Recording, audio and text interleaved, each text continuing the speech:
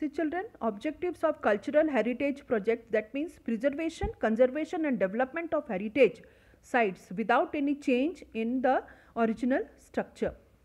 Survey of local social structure, psychology of local people, challenges faced by them and their expectations.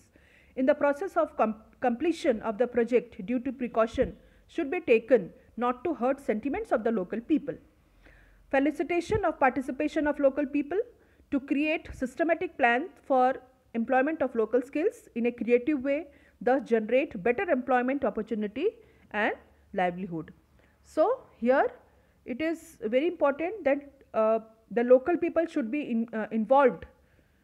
Understood? The knowledge of local people or the participation of local people should be there, should be the objective of cultural heritage projects. Whenever any person or any authority is taking the duty or the responsibility to protect those cultural heritage, so there it is very important that they should include the local people, because the knowledge of local people is more authentic compared to the people who are new to that project. Understood? And in this way we can felicitate those people so that they will feel proud that we belong to this place and this is our place. So that belongingness will be there. Understood? Understood what I mean to say?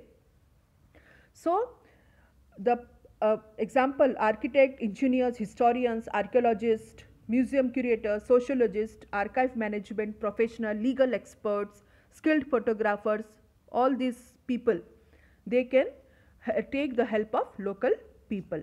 The help of expert from many more fields is also required. Understood? The help of local people is also required.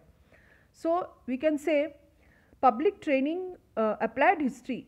The role of applied history in public training programs for understanding the importance of history, for creating social awareness regarding the conservation, preservation of a culture and natural heritage, using knowledge of history for this purpose is very important to enhance this professional skills of the people and to develop industrial commercial field to carry out preparatory work and plan for effective implementation of heritage projects.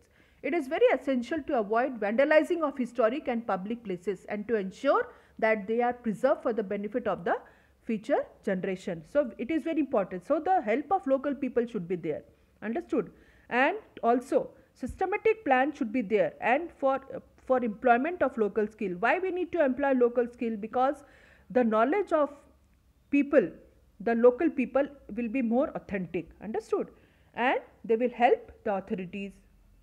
So on the whole, the main objective of this lesson is that with the help of applied history or with the help of history, one can preserve, one can conserve the cultural heritage, the natural heritage, the tangible sources, intangible sources for future generation. We can conserve for the future generation. So this is the central idea of this lesson, that history can be applied in various fields and which will help to conserve and preserve our heritage for the future generation. I hope you understand, you have understood this lesson very well, and it's my request to read this lesson again and again, line by line, and understand it clearly. Understood?